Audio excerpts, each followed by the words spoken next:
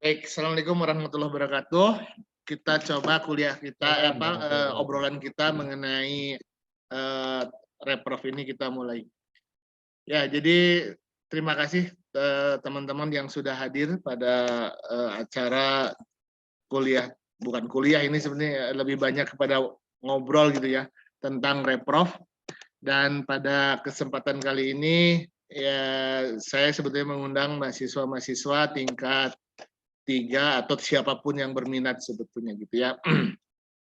Baik, materi reprov ini pernah saya berikan untuk mahasiswa tingkat angkatan sebelumnya gitu ya. Nah, dan alhamdulillah ini di beberapa kasus bisa dijadikan sebagai topik dari tugas akhir. Dan untuk tahun ini juga ada beberapa orang yang akan menggunakan reprov ini sebagai bahan untuk tugas akhir. Baik, jadi kalau kita bicara mengenai aplikasi yang berhubungan dengan refrigeran, maka ada beberapa tools atau beberapa aplikasi. Salah satunya adalah RefTools gitu ya. Atau sebelumnya kita sebut sebagai refrigeran slider. Itu adalah keluaran dari Danfoss. Sayangnya untuk aplikasi ini hanya menunjukkan sifat-sifat temperatur dan tekanan saturasi dari refrigeran. Kemudian paling-paling informasi yang diperoleh adalah info mengenai kimia, apa namanya, rumus kimianya, kemudian NBP, GWP, kemudian juga ODP gitu ya. Nah, sisanya seperti sifat-sifat termal dan sebagainya tidak muncul di dalam aplikasi ini. Kemudian juga ada Bitzer Refrigerant Ruler gitu ya. Itu juga ada, bisa di-download di situs yang tertulis di situ ya. Kemudian juga Foreign juga mengeluarkan ya mengenai aplikasi untuk sifat refrigeran ini. Kemudian juga Genetron. Kalau kita perhatikan dari 4 yang di atas itu berhubungan dengan produk gitu ya. Yang satu adalah Danfoss, yang kedua Bitzer, yang ketiga adalah Foreign, yang keempat adalah dari Honeywell ya, dari Honeywell atau Genetron. Nah, yang terakhir itu yang di bawah itu adalah aplikasi yang dikeluarkan oleh NIST, jadi National Instrument and Standard yang ada di Amerika begitu ya. Nah, ini lebih independen walaupun mungkin sebenarnya lebih powerful kalau saya perhatikan dari sisi aplikasinya ya. Ini adalah refrigeran apa namanya reprov gitu ya. Kalau kita perhatikan dia berbayar begitu ya, berbayarnya ya cukup besar begitu ya, kurang lebih sekitar untuk yang versi 10 saja itu sekitar $325 gitu ya. Kalau kita rupiahkan ya barangkali mungkin ada sekitar 5 jutaan gitu ya. Ya lumayan besar lah ya, 5 juta lumayan. Nah, kemudian kalau kita upgrade dari versi 9 ke versi 10 itu tambah lagi 125. Jadi lumayan ya. Nah, alhamdulillah RA atau jurusan kita ini mempunyai apa namanya aplikasi ini sejak tahun 2004 2005 gitu ya. Saat itu kita pesan masih versi yang 7 apa 8 gitu ya, saya lupa gitu ya. Tapi kemudian dengan berjalannya waktu kita bisa kontak dengan si apa namanya NIS ini gitu ya. Nah, kemudian kita bisa maintain dan kita bisa selalu dapat upgrade setiap 6 bulan sekali gitu ya untuk di istilahnya di update gitu ya. Nah, ya ini kemudian saya bagikan karena ini milik jurusan ya, saya bagikan untuk mahasiswa-mahasiswa juga untuk dosen, kira bila mau menggunakan ya dipersilahkan saja ya. Link dari aplikasi ini sudah saya share di dalam undangan kegiatan kita hari ini. dan silakan di-download. Ya, jadi ini di-download di bit.ly garis miring 3T besar, C besar, I kecil, A besar, O besar, G besar, gitu ya.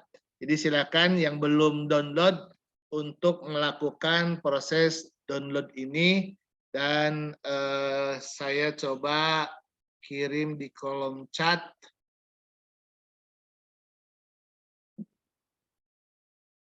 Ya, silakan, sudah ada di kolom chat kalau kesulitan untuk mendownload gitu ya. Di link yang sebelumnya gunakan saja chatnya link yang ini. Dan bila link ini diklik, maka akan muncul kira-kira tampilannya seperti ini. Kita ada beberapa aplikasi, dan kalau kita masuk ke Reprof kira-kira di sini.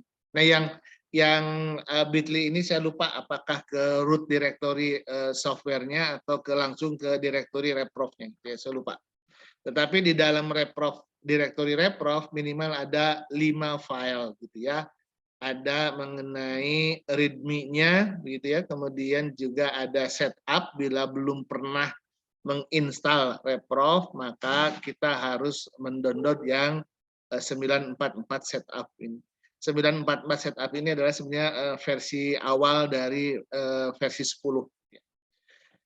Kemudian jangan lupa Reprof DLL dan Reprof exe juga di copy, termasuk yang Reprof 64 DLL-nya. Itu juga harus minimal 5 inilah kita download. Kemudian setelah itu Anda coba buka file readme-nya ya. Jadi file readme di situ ada mulai petunjuk bagaimana kita menginstalasi gitu ya. Jadi di sini ada setelah di-download, Anda simpan, Anda buka file readme, maka di situ sudah muncul bagaimana caranya gitu ya. Ini adalah di file readme. Jadi sudah dapat semua belum? Yang hadir di sini sudah dapat filenya belum? Atau sudah diinstal belum? Sudah dicoba diinstal belum? Kita interaktif saja ya. Kalau ada pertanyaan silahkan langsung ditanyakan saja, sehingga jangan ragu-ragu lah ya. Silahkan saja langsung ditanyakan. Baik, sudah terinstall semua belum nih? Sudah dijalankan semua belum? Belum. Sudah, Pak. Oke, sudah ya. Ada yang belum? Ya. Karena kalau yang belum nanti kita susah di langkah berikutnya lagi ya. Mungkin Ya, kita coba saja ya. Bagi mereka yang belum, silahkan diinstal dulu. Kemudian setelah itu cara mengupdate dari aplikasi yang lama dengan yang baru ya tinggal di copy saja ya. Reprof exe-nya, kemudian Reprof DLL dan Reprof 64 DLL-nya disimpan ke direktori di mana 944 setup.exe ini dijalankan. Jadi ketika Anda menjalankan di langkah 1, maka akan ditanya dia akan disimpan di direktori mana. Nah, kemudian langkah 2, file yang tadi, yang 5 itu, 3 diantaranya adalah Reprof exe, Reprof DLL, dan Reprof 64 DLL, itu kemudian Anda kopikan ke direktori yang tadi, di mana instalasi dilakukan. Baik, sudah belum? Sudah dilaksanakan belum? Ada yang belum? Sudah, Pak. Oke, kalau ada yang belum, perlu ditunggu nggak nih? Atau saya beri waktu lah, kurang lebih sekitar 1 menit ya, kita lakukan ini dulu. Ini cepet kok, gitu ya, nggak terlalu susah. Jadi yang agak kesulitan itu adalah untuk versi Mac atau versinya Apple ya. Kita belum punya yang Macintosh atau Mac lah ya. Itu belum nemu saya source filenya, atau belum memperoleh itu karena dulu belinya adalah lisensi untuk Windows. Kalau untuk Windows saya kira udah nggak masalah gitu ya, bisa langsung diinstal saja. Baik, kalau ini sudah selesai, sudah Anda lakukan, sebentar, ini saya coba dulu, Anda ngisi daftar hadir ya, jangan lupa ya. Daftar hadirnya saya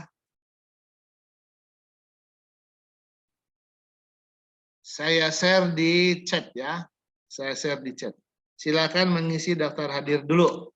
Ya, sambil menunggu yang lain-lain yang menginstal, silakan diisi dulu daftar hadirnya. Kalau ada yang kesulitan menginstal, segera angkat tangan ya. Kita coba selesaikan masalahnya. Oke, Adam, gimana Adam?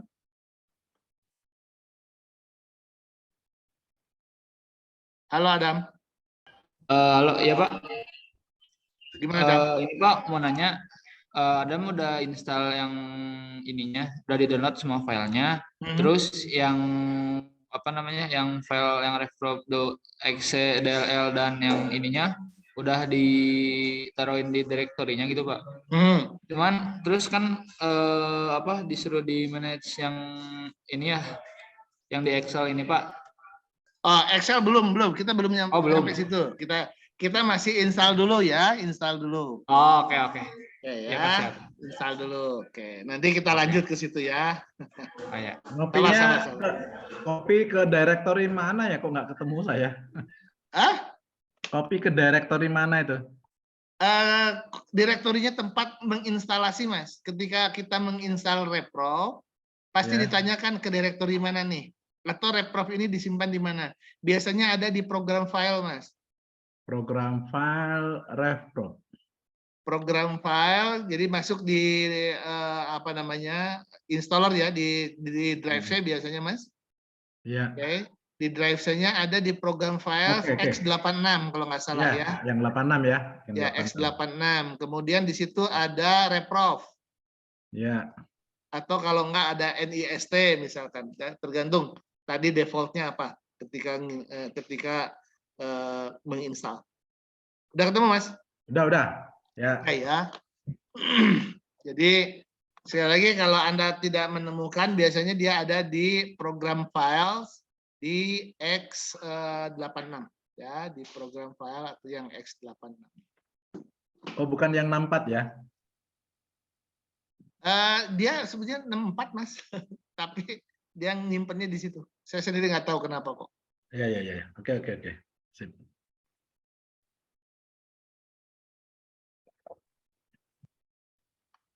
Baik.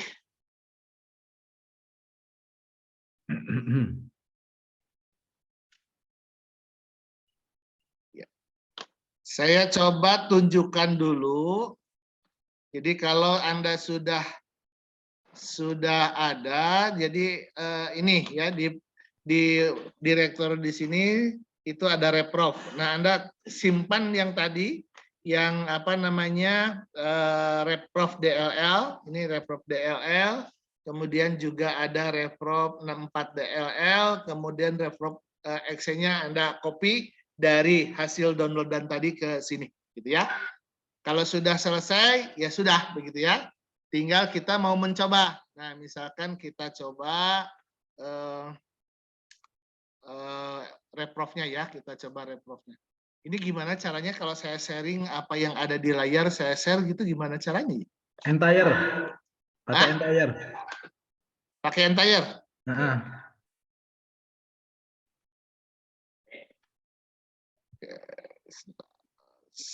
Share screen, entire screen. Ini Mas, WA saya kelihatan ya? Yang mana?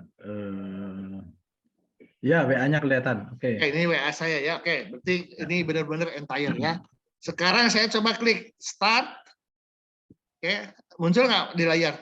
Muncul ya di layar. Kemudian dari start ini saya coba cari di hasil instalan saya ya.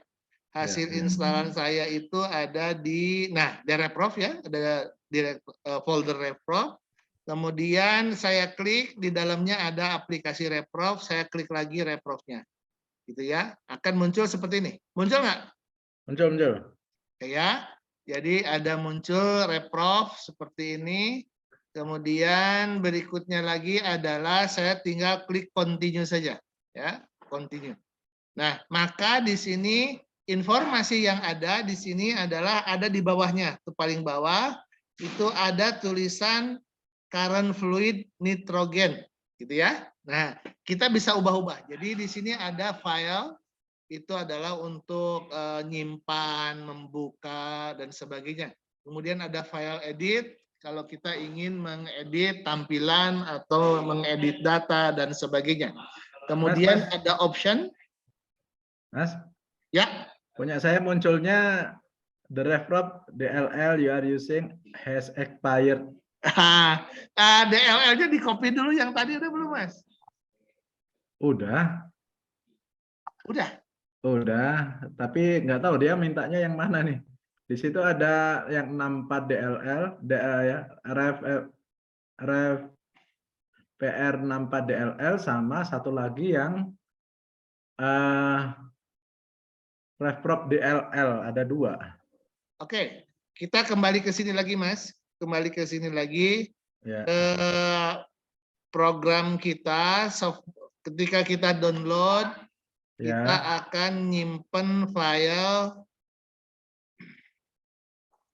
Nih, ada 5 ya. Ada 5 di sini. Ada 5. Kalau di saya readme-nya karena ada 2, jadi ada 6 file ya. Sebetulnya ada 5 ya di situ ya. Nah, kemudian setelah kita klik 99 itu untuk setup kan, kita klik langsung setup dan sebagainya, selesai kan? Nah, kemudian yang RefProv 3 di bawah, RefProv DLL, RefProv Access sama RefProv 64 ini dikopikan ke sana. Iya. Sudah ya, Mas ya? Udah. Ini saya update terbaru kemarin 5 September ya, kemarin. Mestinya sih kalau Mas Afif juga sama. Ya. Ya, saya kok beda. Sebentar, saya lupa ini, berarti lupa. Ya, mangga, jalan dulu. Oke ya, jadi ini diperhatikan update yang sudah saya berikan, yang sudah saya upload di website kita itu adalah yang terbaru tanggal 5 September ya. Jadi kalau tidak tanggal 5 September biasanya nanti bermasalah. Salah satunya adalah tidak jalan ya. Baik, kembali lagi. Jadi kita kembali ke RefProv kita, maka di situ ada option, itu kita bisa menentukan unitnya mau apa yang mau kita gunakan gitu ya. Di sini ada seri, bisa SI, bisa macam-macam ya. Misalkan saja saya yang terbiasa, kalau saya sekali lagi terbiasa menggunakan aturannya MKS. Nah, kalau MKS itu pressure-nya dalam KPA, kemudian yang lain-lainnya adalah seperti ini. Beda dengan kalau saya menggunakan SI. Kalau yang menggunakan SI itu tekanannya menggunakan megapascal gitu ya. Itu aja bedanya. Atau kalau mau besaran pakai Inggris ya Fahrenheit, PSIA, feet dan sebagainya. Jadi sekali lagi satuan ini penting kita tentukan supaya sintaknya nanti kita tidak salah ya. Kita bisa lakukan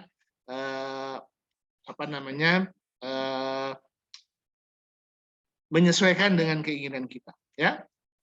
Baik, kemudian yang berikutnya lagi adalah substansi itu adalah refrigeran apa yang akan kita pilih, bisa single, bisa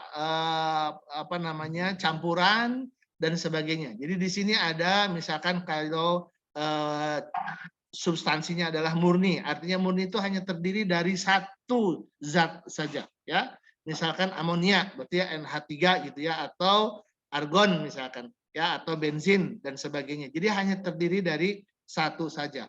Tapi bisa jadi juga fluida ini yang kita pilih, atau misalkan kalau di bawah ya R32, kemudian R berapa lagi nih ya. Di sini ada propan termasuk di dalamnya, itu single gitu ya.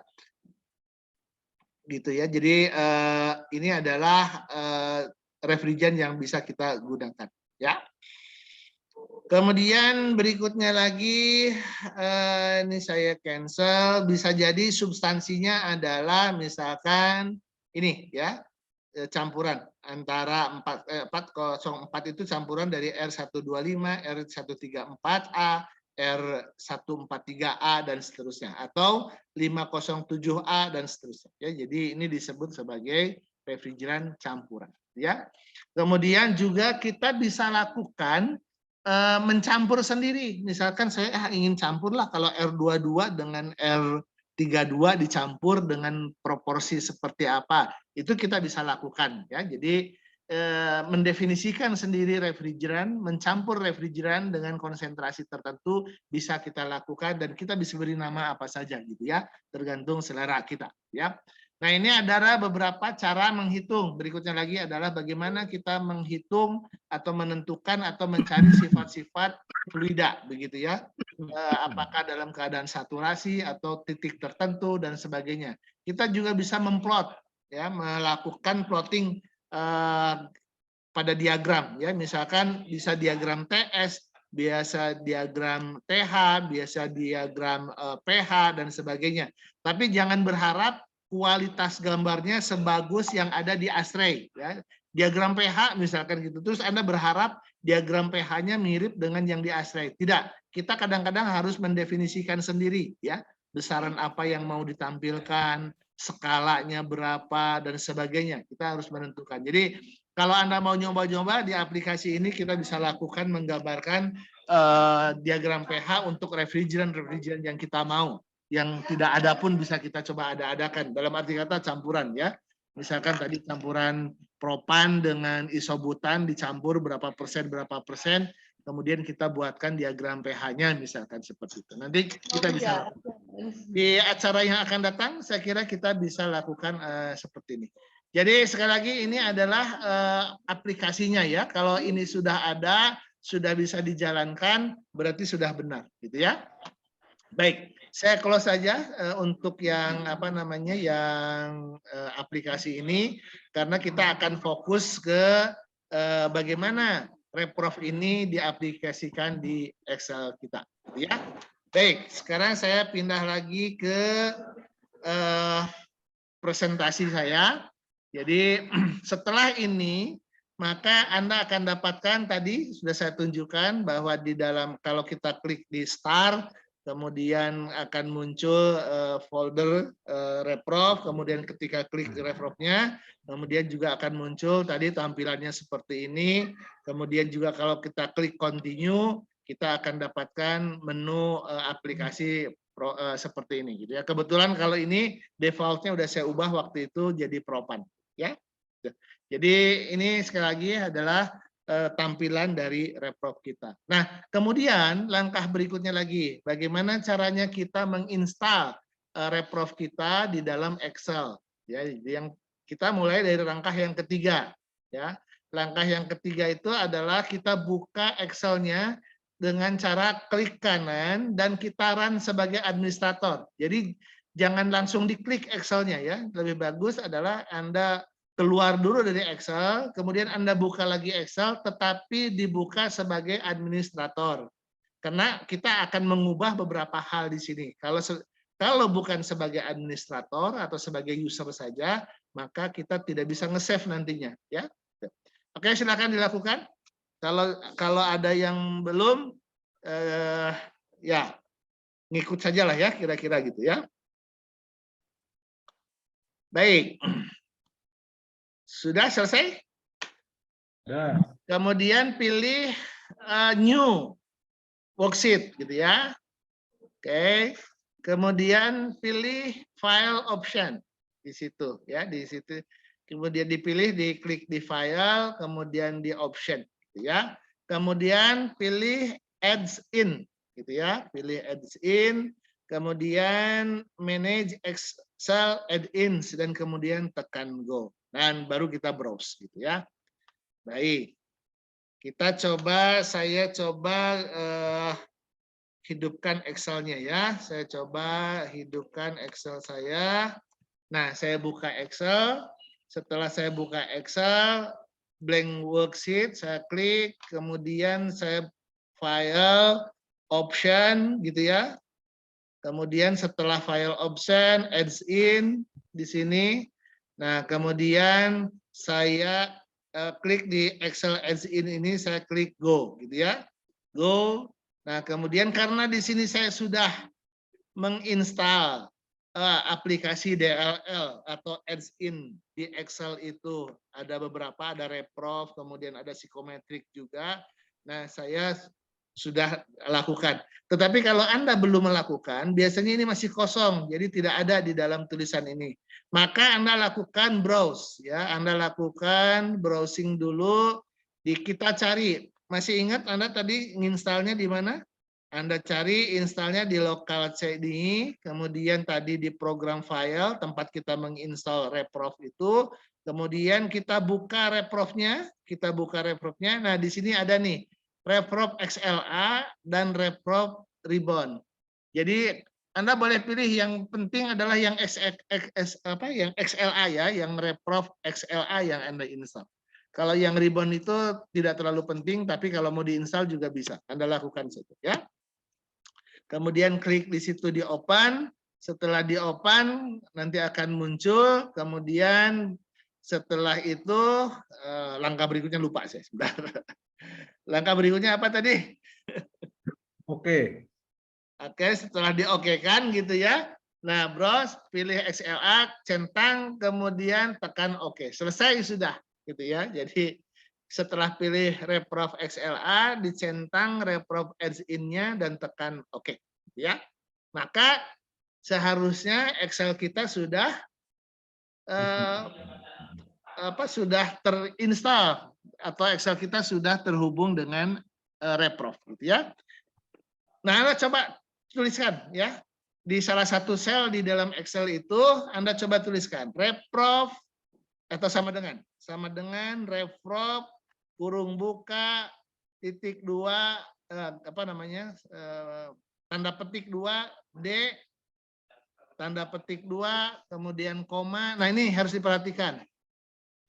Kalau rumus di Excel Anda menggunakannya titik koma atau koma. Kalau kebetulan saya pakai koma. Mungkin ada beberapa yang menggunakan titik koma. Ini harus sesuai. Jadi bisa koma, bisa titik koma, tergantung dari setting yang Anda di komputer Anda, ya, di komputer masing-masing. Dicoba aja dulu pakai koma. Nanti kalau nggak jalan kita coba pakai titik koma, gitu ya. Baik, koma dalam tanda petik water, koma dalam tanda petik PT, koma dalam tanda petik MKS, koma isi 101.3, atau kalau enggak Anda pakai koma, berarti yang tadi titik koma gitu ya. Nah, maka komanya di desimalnya menggunakan koma. Kemudian koma lagi 300, terus kurung tutup dan enter. Sudah? Sudah, Pak. Ada keluar angka? Keluar. Kalau keluar angka berarti Anda sudah berhasil. Gitu ya. Jadi kalau kita coba misalkan tadi ya, reprof D water PT MKS, kemudian kita klik enter, maka ketika diklik enter muncul angka 996,5569, maka instalasi kita sudah berhasil. Anda sudah bisa bermain-main menggunakan reprof di Excel. Selesai sudah intinya. Nah, sekarang kita coba lakukan mendalami lebih lanjut tentang reprof ini. Yang pertama adalah sintak, ya. Sintaknya harus memenuhi sama dengan reprof. Boleh huruf besar, boleh huruf kecil. Kemudian di situ ada variabel yang dicari. Jadi yang pertama ini adalah variabel apa yang akan kita cari, ya. Nih, ya. Ini yang pertama. Kemudian yang kedua, refrigeran apa yang akan kita gunakan, gitu ya. Kemudian yang ketiga, parameter inputnya dalam bentuk apa? Tekanan dengan temperatur, atau tekanan dengan densitas, atau tekanan dengan entropi, atau temperatur dengan entropi, dan sebagainya. Jadi yang mau kita pilih adalah apa parameter input yang mau kita berikan. Kemudian yang keempat adalah satuan. Ya, satuannya tadi kita ingat ya, ada MKS, ada SI, ada macam-macam. Saya lebih senang menggunakan MKS, maka saya tulis MKS. Kemudian baru yang berikutnya lagi, yang kelima, itu adalah parameter yang ke-1, nilainya berapa. Kemudian par 2 adalah parameter yang kedua, nilainya berapa. Contoh tadi kita menuliskan sama dengan reprof Kemudian D, oh berarti variabel yang dicarinya adalah D. D itu singkatan dari density. Ya, jadi itu yang mau kita cari adalah rapat massa. Kemudian refrigerannya apa? Air. Saya tulis water. Ya, kemudian di situ input parameternya apa? Tekanan dan temperatur. Oke, P dan T. Kemudian satuannya menggunakan MKS. Parameter yang pertamanya adalah 101,3, itu tekanan, berarti ini harus sesuai ya. Susunannya ini harus ada. Kalau di sini P, maka yang pertama adalah P.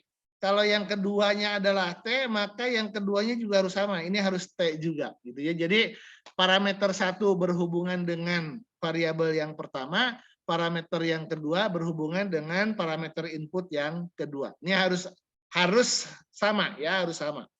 Kalau kebalik, misalkan di sini PT-nya saya tulis PT, tetapi nulisnya terbalik, misalkan 300,101,3.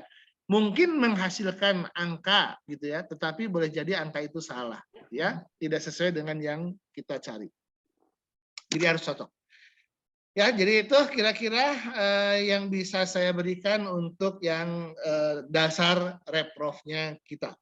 Baik, ini adalah beberapa parameter atau beberapa variabel yang kita sebut dengan label. Maka labelnya ini bisa T temperatur, P pressure, D density, kemudian V volume, E itu adalah internal energy, H entalpi, S entropi, dan seterusnya. Ya. Yang penting-penting saja yang Anda ingat, biasanya parameter ini penting yang kita harus ingat nih. Ya, sampai sini ya CP. Kemudian juga yang penting ini adalah kualitas ya, kualitas itu adalah fraksi, misalkan fraksi uap gitu ya, itu adalah kualitas ya. Kita coba di situ. Yang paling sering di dalam refrigerasi yang digunakan itu, yang lain-lain mungkin juga sih dicari atau harus didapatkan, tapi yang paling sering saya lihat adalah besaran-besaran itu. Ya, ini juga ada besaran yang lain-lain. Jadi yang bisa kita gunakan di dalam reprof kita, gitu ya. Baik. Nah, ini adalah label yang terkenal, yang terbiasa kita gunakan: temperatur, tekanan, densitas, entalpi, entropi, kualitas. Itu bisa dalam bentuk kualitas massa atau kualitas dalam bentuk mol, ya. Kemudian volume spesifik, kemudian color spesifik, dan tekanan konstan, dan juga color spesifik, volume konstan.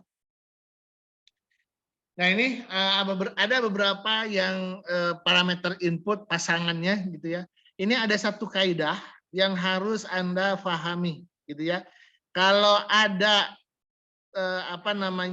kombinasi, maka yang tertinggi itu adalah temperatur dan tekanan.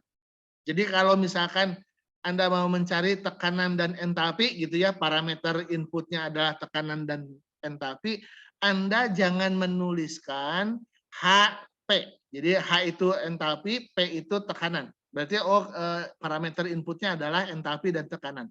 Tetapi Anda harus menuliskannya adalah P dan H. Jadi tekanan dan entalpi. Jadi ada hierarki di sini. Kalau kebalik biasanya dia salah nantinya. Jadi misalkan saja sekali lagi tadi contohnya tekanan dengan entropi, P dan S gitu ya. Anda tulis parameter inputnya adalah S dan P. Nah, itu biasanya salah nanti. Hasilnya tidak tepat gitu ya biasanya. Jadi harus sekali lagi yang tertinggi hierarki adalah P dan P ya. Kemudian yang kedua, untuk kondisi saturasi jenuh itu misalkan saja kalau kita bicara contohnya, yang paling contoh kalau di dalam kubah itu adalah di garis cair jenuh atau di garis uap jenuh. Jadi kalau pada diagram pH kan ada dua ya, ada kubah ya. Nah, kubah di sebelah kiri itu garisnya namanya cair jenuh, di sebelah kanan garisnya disebut dengan uap jenuh gitu ya.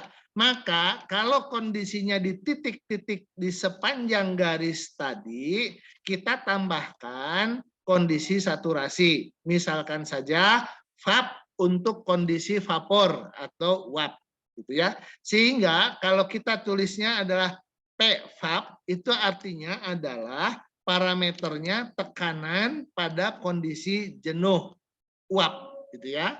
Kemudian kalau misalkan untuk yang cair, maka kita tambahkan leak, LEK gitu ya, untuk kondisi yang cair jenuh. Contohnya adalah T-leak. Oh, berarti kita mencari parameter tertentu dengan input variabelnya adalah temperatur dalam kondisi cair jenuh. Ya, telik itu berarti cair. Nah, ini harus diingat kaidah ini ketika kita nanti mencari besaran di Reprov. Anda boleh coba-coba ya nanti. Nah, ini sistem satuan. Ya, ada SI with Celsius, ada molal, ada MKS, ada CGS dan sebagainya. Ya, ya ini masalah kebiasaan saja. Silakan Anda memilih sesuai dengan sistem satuan yang Anda inginkan gitu ya. Yang jelas Anda harus ingat kalau Anda sudah menentukan menggunakan MKS, maka semua besaran-besaran tadi itu akan menyesuaikan. Misalkan kalau temperatur pasti Kelvin, kalau tekanan pasti KPA gitu ya. Kalau rho kilogram per meter kubik dan seterusnya ya. Baik, sebagai latihan silahkan Anda lakukan ini. Ya, contoh cari entalpi R22 pada tekanan 2 bar dan temperatur 2 derajat Celcius. Oke, silakan. Ya, ingat satuannya yang Anda pilih apa? Ya, masing-masing beda ya. Boleh silakan ya. Saya coba contoh ini saya cropping atau sebentar, saya bagusnya mah di supaya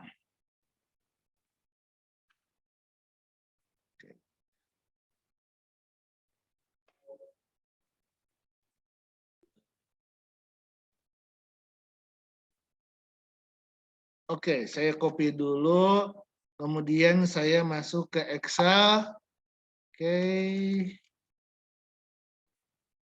Ke Excel ya. Terlihat nggak di Excel? Excel saya terlihat? Terlihat. Oke ya, saya coba copy soalnya yang tadi saya simpan dulu di sini ya. Nih soalnya adalah itu ya. Maka saya ambil salah satu sel ya.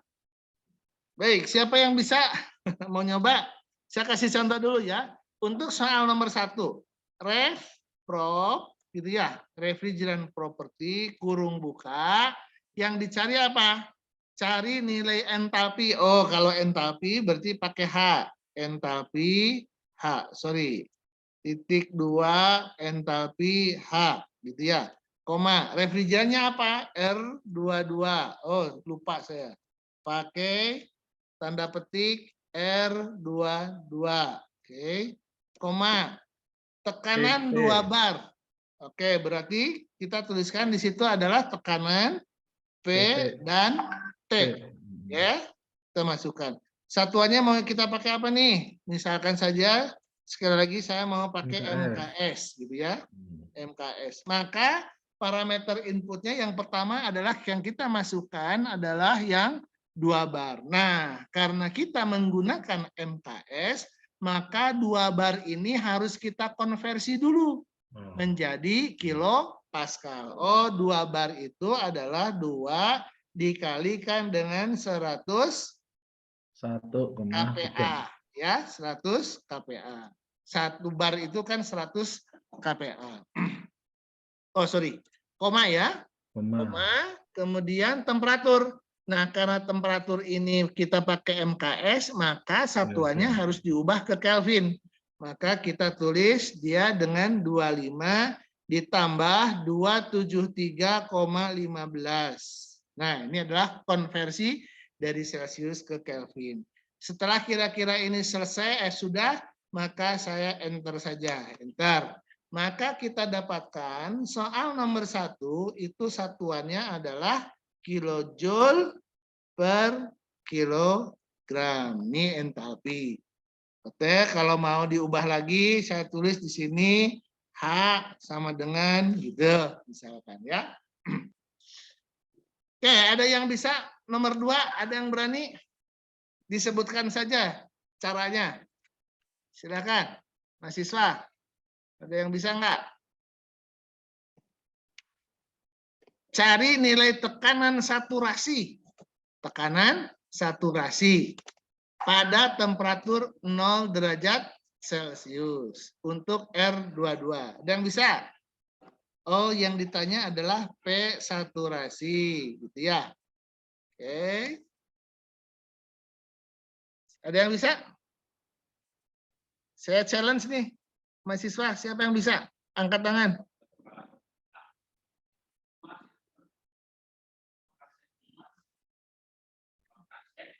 Bisa nggak? Ah, nggak ada yang berani nih. Ya udahlah, langsung aja ya.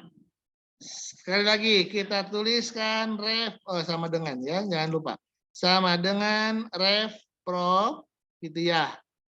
Kurung buka, yang kita cari adalah tekanan OP, gitu ya.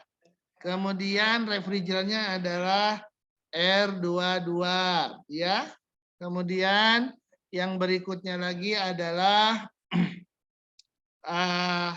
inputnya. Nah, yang ditanya adalah tekanan saturasi. Dalam hal ini, tekanan saturasi di 0 derajat Celcius itu kita bisa lakukan atau kita bisa cari dalam kondisi cair jenuh atau uap jenuh. Kalau dia single seperti ini, maka temperatur atau tekanan saturasi pada temperatur yang sama akan mempunyai nilai yang sama.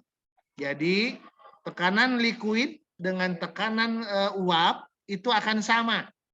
Berbeda dengan kalau refrigerannya ini campuran dan ada temperatur glide, di mana temperatur glide ini adalah pada tekanan yang sama, temperatur saturasinya berbeda.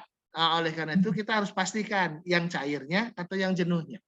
Jadi sekali lagi untuk kasus single, kasus refrigerannya tunggal, bukan campuran, maka antara cair jenuh dengan uap jenuh pasti mempunyai nilai temperatur dan tekanan saturasi yang kira-kira sama, ya nilainya. Berbeda dengan yang kalau campuran. Oke, sekarang kalau begitu kita tinggal pilih mau yang cair, berarti masukannya adalah temperatur, gitu. Karena kita mau mencari vapor, berarti kita di uap jenuh, ya, di uap jenuh. Kemudian di situ kita masukkan satuannya adalah MKS. Kemudian kita masukkan temperaturnya berapa? 0 derajat Celcius. 0 ditambah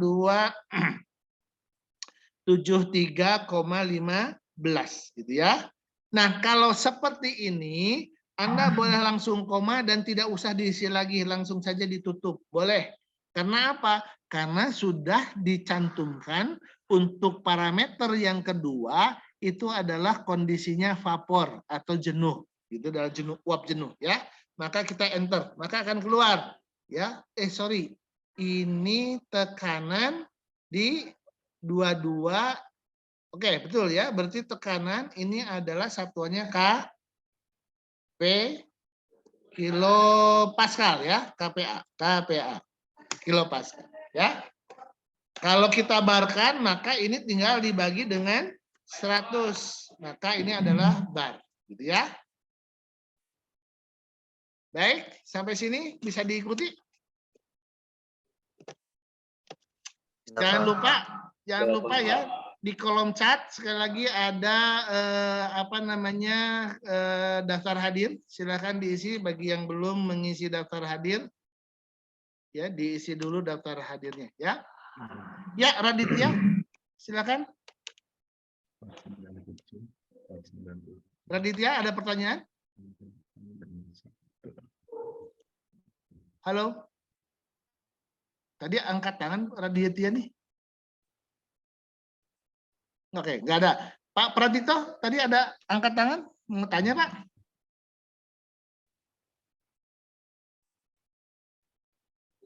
Pak Windy. Ya.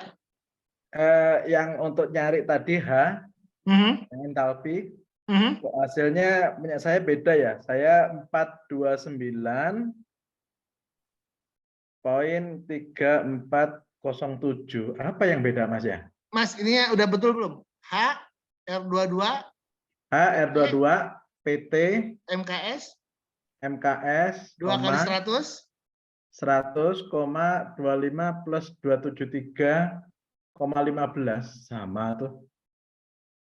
Apa yang bedanya? Tapi yang bawah tadi sama itu, yang Yang ini P-SAT-nya itu. sama, yang atas beda.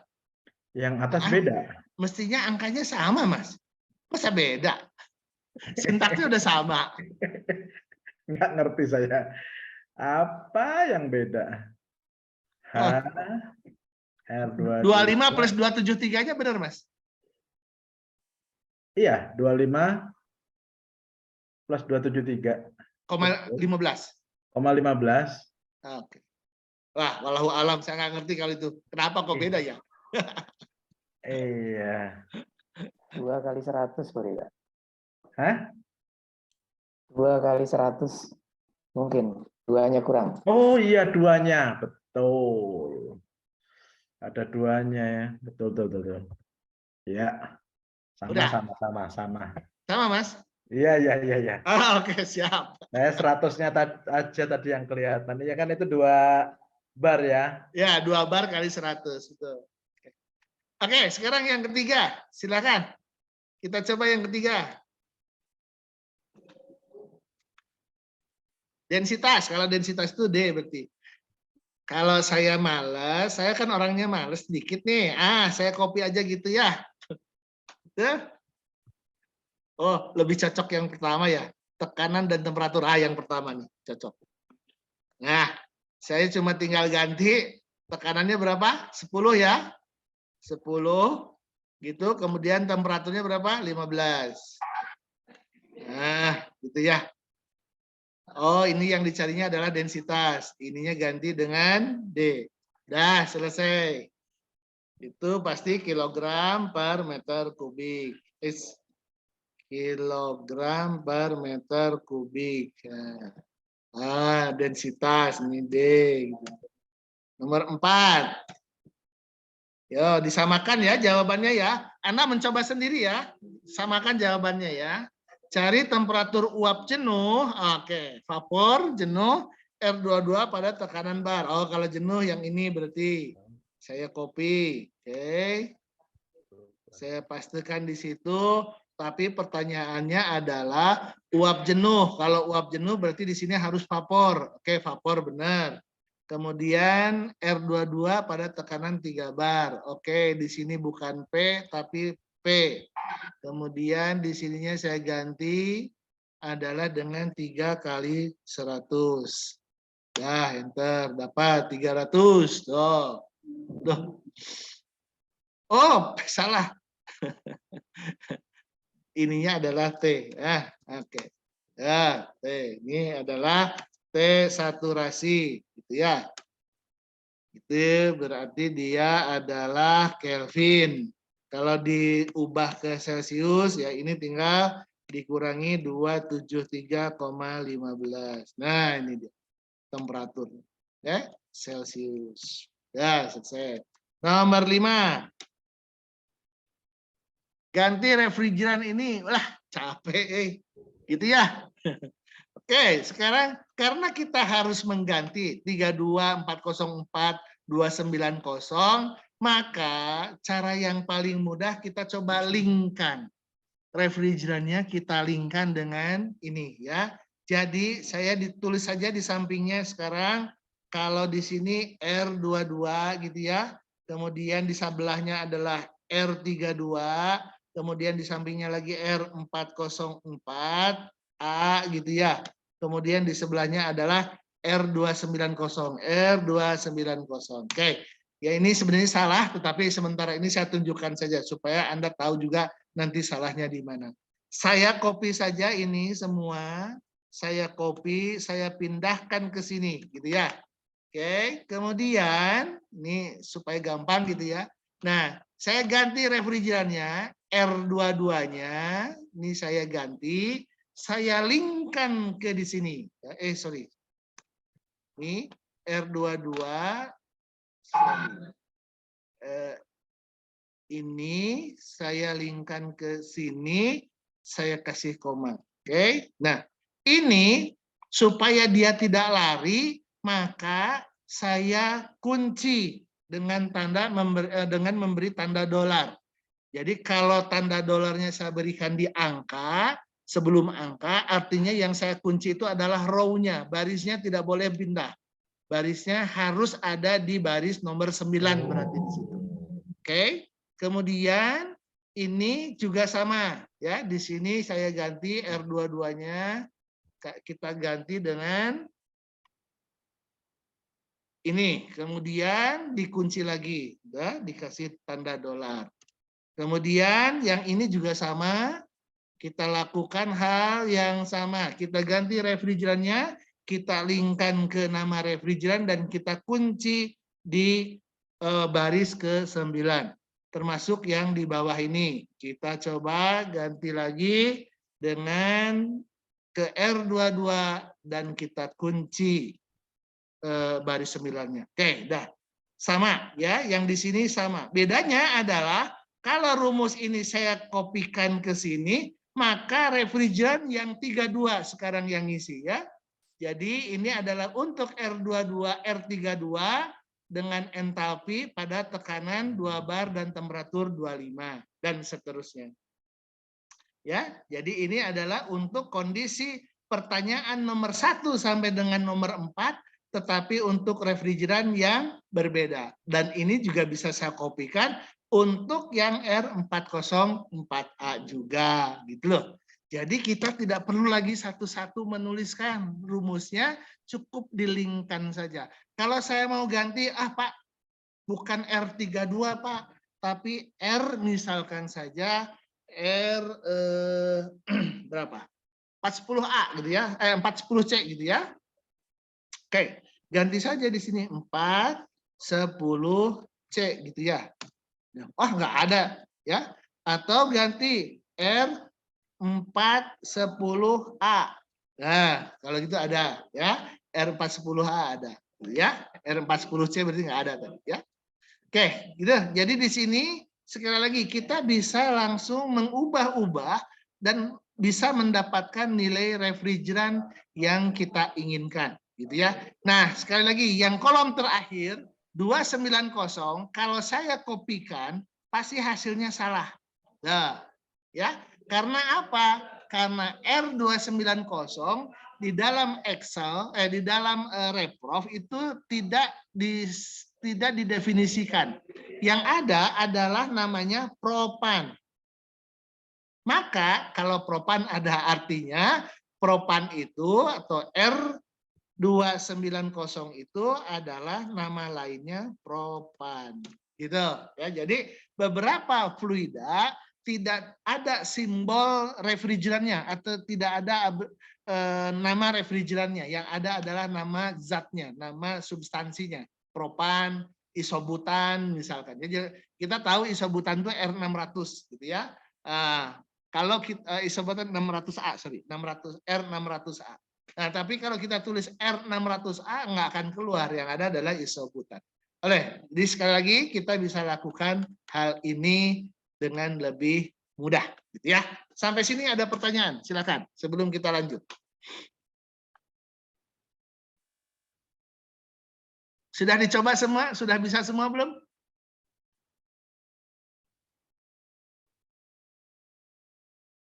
Murid saya lari semua nih, nggak ada suaranya. Udah. Sedang dicoba, Pak. Siap.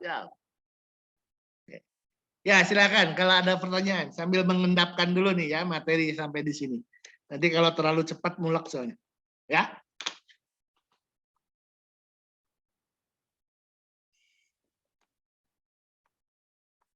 Baik. Cukup?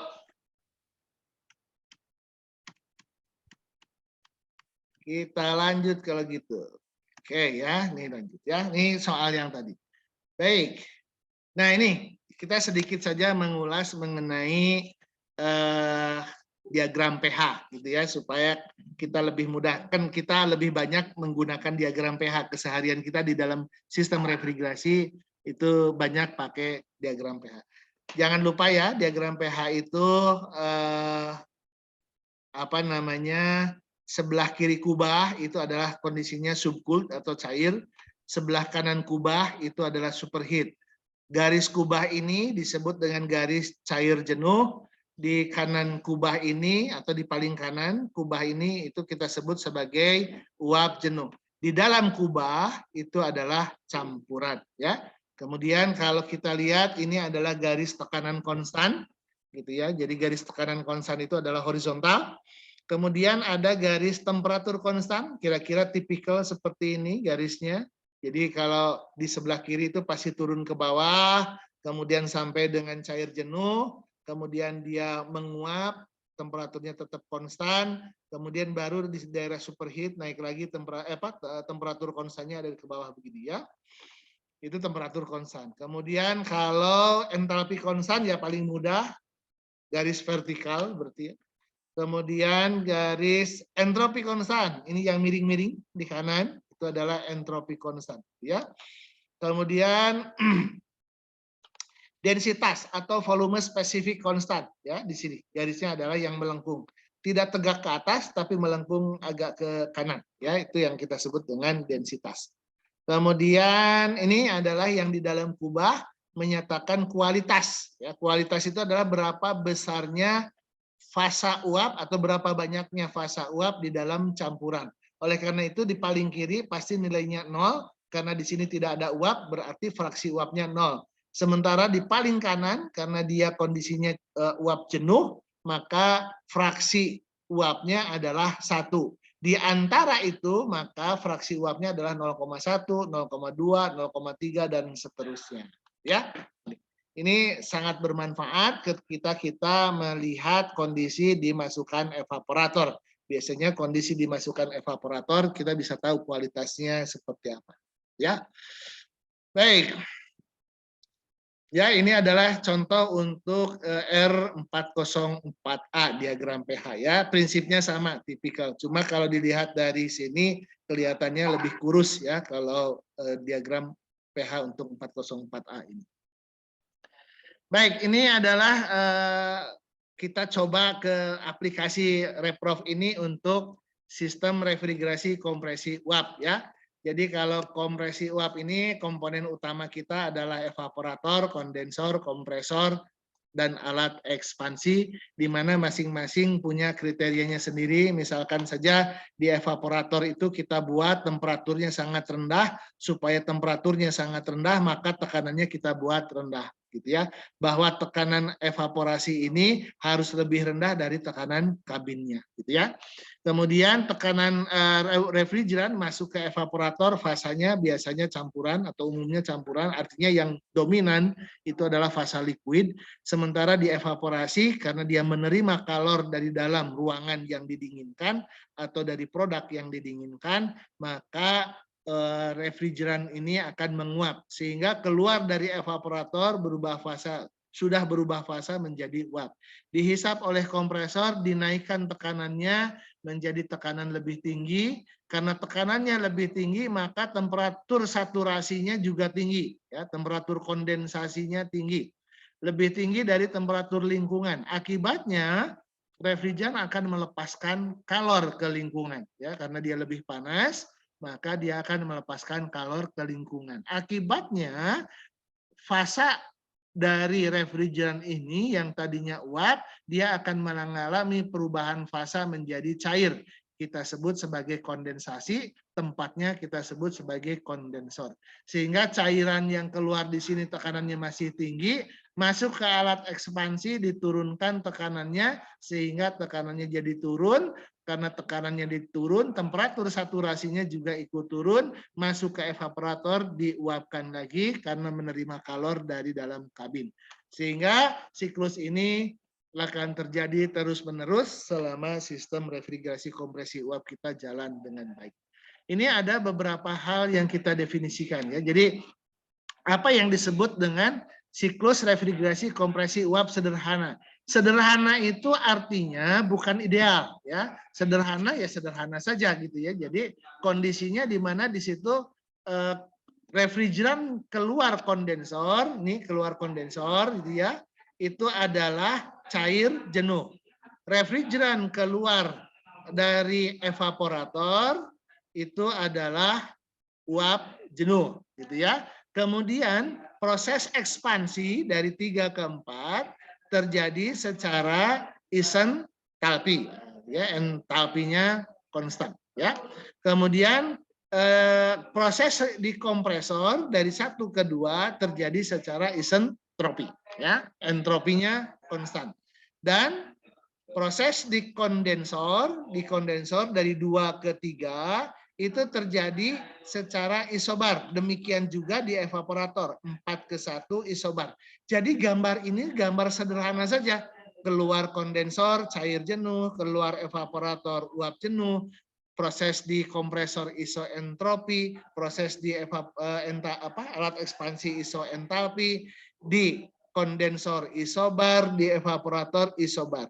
Hati-hati ketika kita bicara di kondensor, dia tidak isotermal, ya. Di kondensor itu tidak isotermal. Kenapa? Karena ketika di titik 2 masuk di saat kompresor itu temperaturnya cukup tinggi sehingga dia akan mengalami proses desuperheating dulu. Jadi proses penurunan temperatur dulu sampai mencapai uap jenuh, setelah itu baru proses kondensasi. Jadi sebetulnya proses kondensasi terjadi dari uap jenuh di sini sampai dengan titik 3. Dari 2 ke uap jenuh itu prosesnya adalah penurunan temperatur.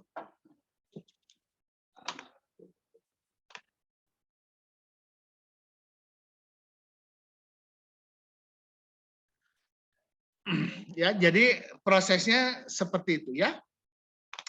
Nah, jadi ini sederhananya seperti itu. Jadi kalau kita mau menggambarkan siklus refrigerasi kompresi uap sederhana pada diagram pH, kaidah ini yang harus kita pakai. Faktanya tentu saja berbeda. Kadang-kadang di suction kompresor terjadi superheat. Kadang-kadang di keluaran kondensor bisa jadi subcool. Kadang-kadang di proses kompresi dia tidak isentropi. Kadang-kadang di alat ekspansi dia misalkan saja terjadi kenaikan entalpi dan seterusnya, ya. Kemudian juga tidak isobar di kondensor maupun di evaporator, ya. Jadi prosesnya seperti itu. Baik, kita coba sekarang dengan menggunakan refrop, kita coba selesaikan permasalahan kita ini, ya. Jika ada sistem refrigerasi dengan refrigeran R22 bekerja pada temperatur penguapan atau temperatur evaporasi sebesar -10, temperatur pengembunan 45 derajat Celcius, tentukanlah A, B, C, D, E, F, G, ya. Maka kita coba selesaikan bersama soal kita ini dengan reprof, ya. Tapi sebelumnya kita coba copy dulu soalnya, ya. Oke. Supaya bisa kita buat, ya. Ini kita copy, ya. Saya copy. Saya balik lagi ke PowerPoint kita. Oke, ya. Baik, solusinya adalah kalau kita menggunakan diagram pH, ya, kita gunakan diagram pH, maka kita coba plot. Yang pertama adalah temperatur evaporasi di -10, temperatur kondensasi di 45 derajat Celcius, ya. Maka kita dapatkan tekanan suction-nya atau low pressure-nya 3,5 bar, tekanan discharge-nya 18 bar, ya. Kemudian kita gambarkan siklusnya. Kita dapatkan seperti ini. Kemudian kita coba cari ke bawah, ya, atau kita beri nomor dulu boleh. Kemudian kita tarik ke bawah. Ini adalah titik entalpi untuk 3 dan 4 karena kita asumsinya siklusnya sederhana. Sekali lagi gambarnya mudah. Kemudian di titik yang lainnya adalah di titik keluaran evaporator. Yang ketiga adalah di titik 2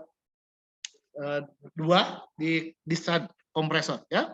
Maka dari gambar-gambar ini, dari diagram pH kita bisa dapatkan variabel-variabel atau besaran-besaran tekanan entalpi maupun juga volume spesifik, gitu, ya. Baru kita selesaikan nanti soalnya, gitu, ya. Nah, sekarang bagaimana kalau menggunakan reprof, ya. Sekali lagi kita coba pindah, buka Excel-nya.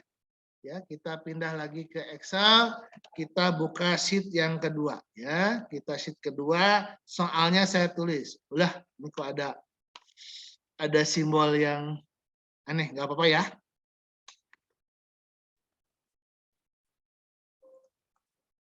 Ya nggak apa-apa ya, yang penting mah soalnya aja lah ya. Kalau ininya sih biar aja. Saya kecilkan saja hurufnya. Pastanya dalam bentuk bitmap aja Mas, gambar. Kenapa Mas? Pastenya dalam bentuk gambar, Oke. paste spesial. Paste spesial dalam bentuk gambar. Teks bisa Mas. Nah, ya. Teks bisa, tapi jadi gini. Oke, nggak apa-apa ya. Baik, kita coba tuliskan supaya mudah. Kita dari awal harus sudah bisa mendesain kira-kira mau bagaimana nih gitu ya. Kalau misalkan ini hanya soalnya tunggal ya kita bisa sembarangan tulis. Tapi kalau ternyata misalkan saja kita mau ini agak terstruktur, kemudian nanti bisa juga berubah tekanan atau temperatur atau apapun itu, maka kita bisa lakukan dengan lebih baik lagi dengan cara merencanakan. Misalkan saja kita tulis di sini saja R, refrigerannya saya tulis di sini R22 misalkan. Kalau mau ganti-ganti refrigeran, berarti saya tinggal mengubah sel di sini nanti, gitu ya. Kemudian yang kita ketahui apa? Temperatur evaporasi, gitu ya, TE.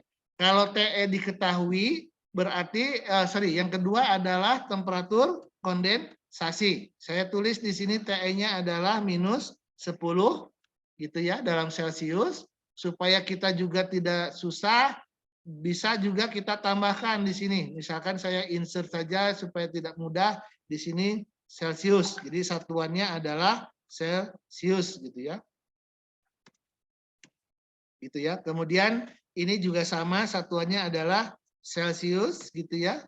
Kemudian saya tuliskan 45 temperatur kondensasi. Supaya enak juga saya tuliskan di sini ditengahkan, gitu ya.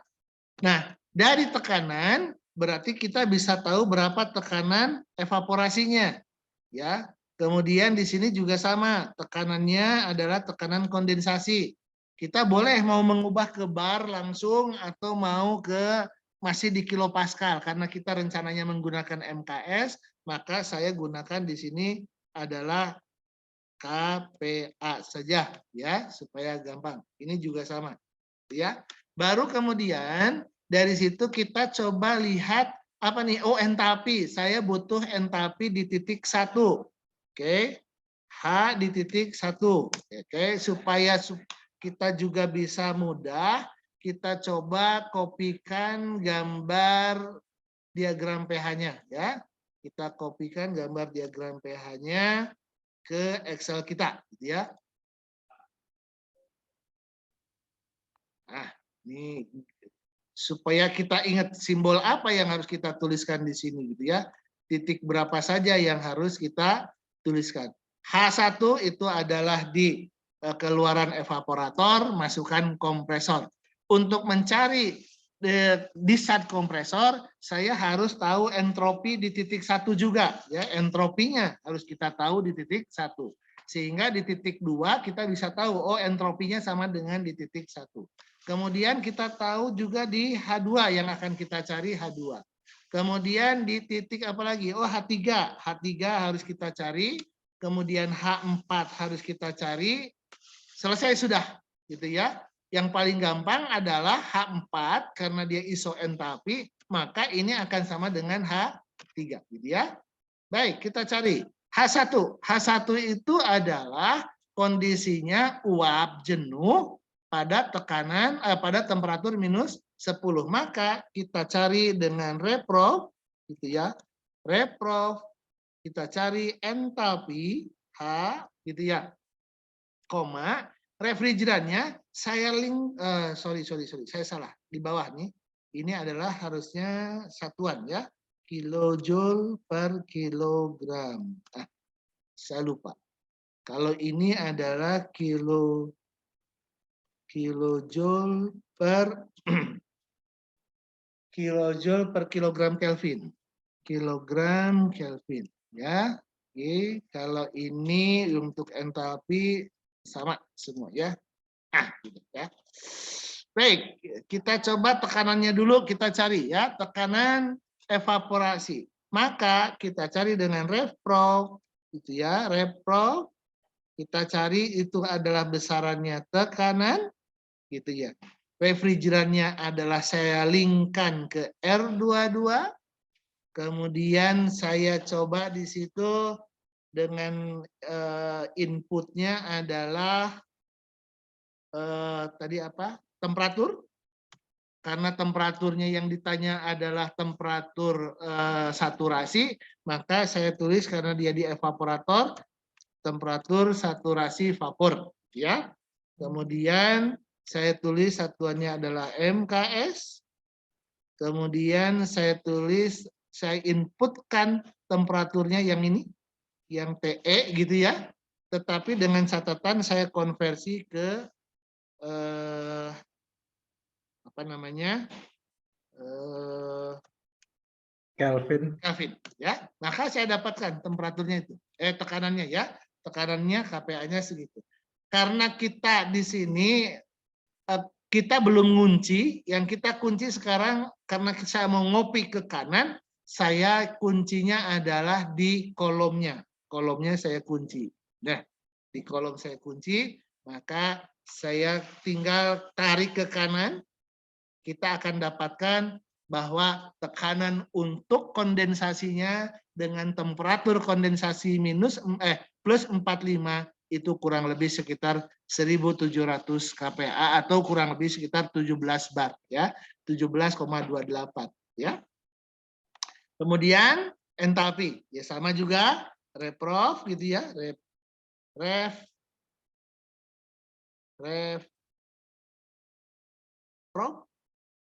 Oke.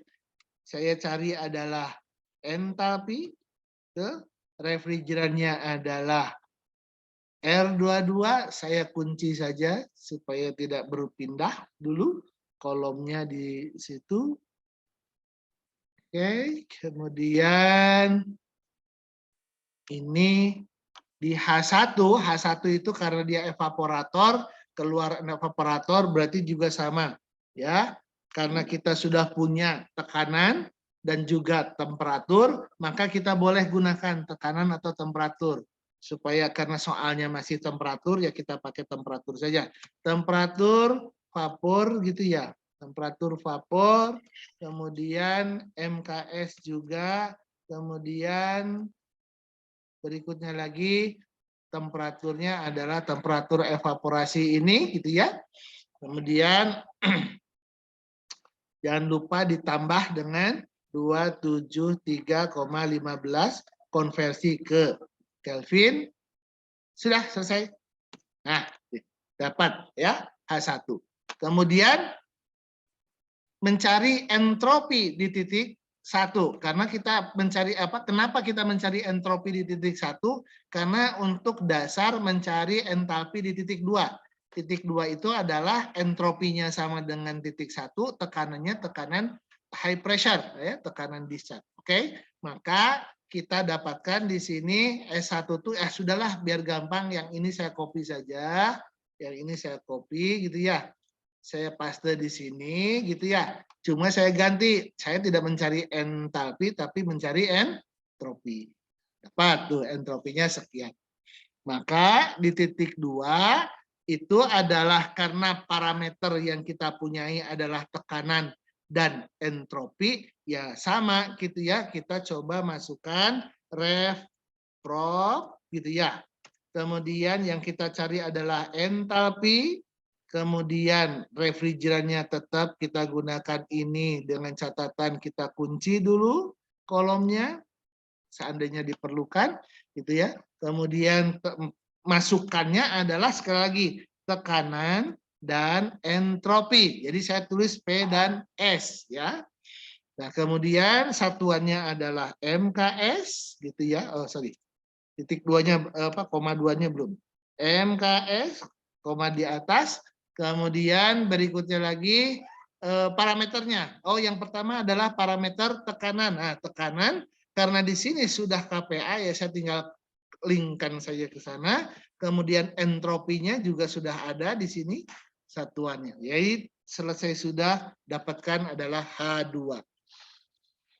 H3 itu sama, tetapi kondisinya adalah high pressure dan saturasi liquid, saturasi cair. Maka kita tulis saja langsung ref pro kurung buka, kita cari entalpinya berapa, refrigerannya adalah R22, saya kunci dulu dengan dolar gitu ya, koma, kemudian inputnya adalah tekanan ya.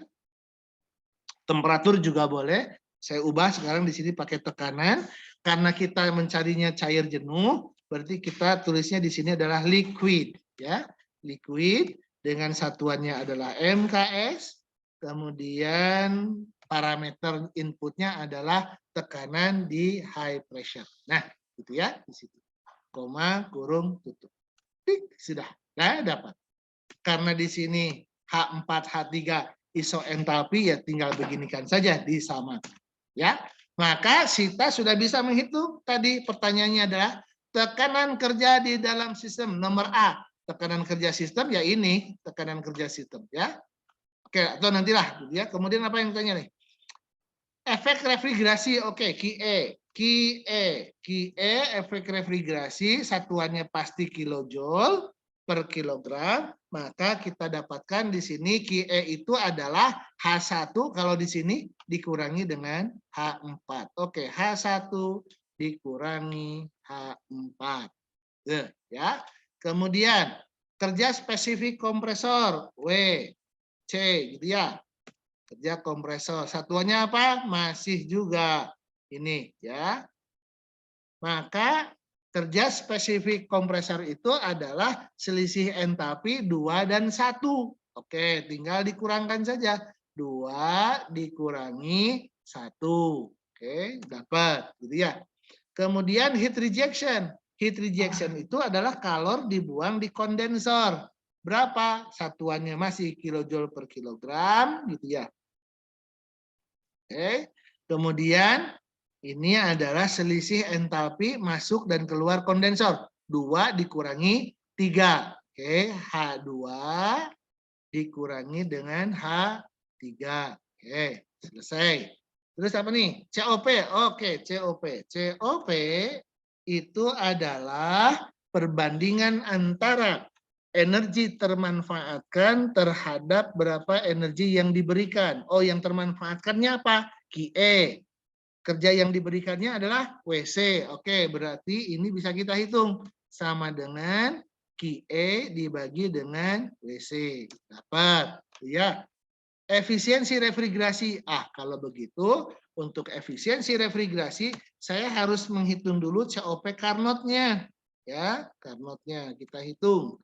COP Carnot itu adalah perbandingan atau COP tertinggi yang bisa diperoleh pada temperatur kerja yang sama. Ingat ya, temperatur kerja yang sama. Kalau begitu, kita menghitungnya dari sisi temperatur. Apa? Temperatur evaporasi, jangan lupa ini harus dikonversi dulu menjadi Kelvin. Ya, ingat. Karena ini penjumlahan, ya kita kasih kurung dulu. Oke. Dibagi, jadi temperatur evaporasi, dibagi selisih temperatur kondensasi, dikurangi temperatur evaporasi. Nah, itu COP Carnot-nya. COP maksimumnya sekian. Kalau begitu, efisiensi refrigerasi kita peroleh perbandingan COP antara COP-nya berapa dibagi dengan COP Carnot-nya. Dapat sekian. Oh, diubah jadi persen. Ya, subah saja. Jadi persen. Ya. Kemudian berikutnya lagi, rasio kompresi. Rasio kompresi. Gitu ya. Nah, rasio kompresi gitu ya. Itu adalah perbandingan tekanan discharge terhadap tekanan suction. Oh, tekanan discharge dibagi tekanan suction. Nah, selesai. Selesai sudah soal kita. Yang menjadi persoalannya memudahkannya apa? Kalau refrigerantnya diganti menjadi R32, jadi kalau saya sebagai dosen, saya cuma tinggal ganti ujian kali ini R32, temperaturnya sekian, saya cuma tinggal nyari aja. Nilainya sudah ada di sini ya, R32. Ganti juga temperatur evaporasinya jadi minus 20 gitu ya misalkan. Maka semua sudah bisa dihitung. Selesai sudah. Ya. Jadi kembali lagi ke asalnya R22 dengan minus 10. Udah selesai. Ya. Ini boleh saya copy. Ya, ini mau saya copy boleh ya. Saya copy ke bawah gitu ya. Nah, ganti jadi R. Oh, sorry. Ini ada yang salah nih. Ini apa nih?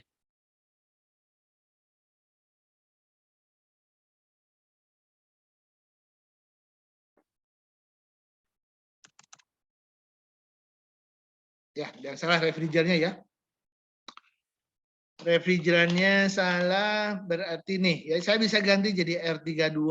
Saya bisa juga copy ke bawah lagi gitu ya.